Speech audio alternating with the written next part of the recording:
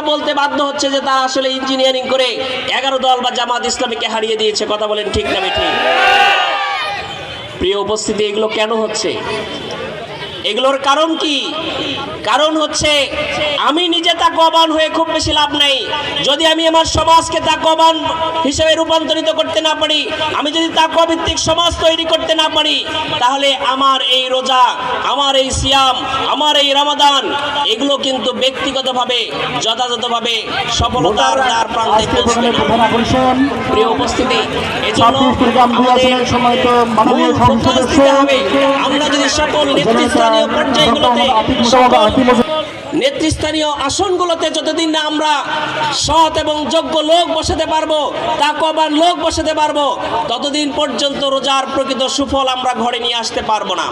এজন্য আপনাদেরকে ধন্যবাদ জানাই। আপনারা গত নির্বাচনে, জাতীয় নির্বাচনে 11 দলীয় জোটের মনোনীত প্রার্থী ডাক্তার আতিক মুজাহিদকে আপনারা বিপুল ভোটে ভোট দিয়ে তাকে জাতীয় সংসদে প্রেরণ করেছেন। এখন সামনে আরো অনেকগুলো চ্যালেঞ্জ আছে।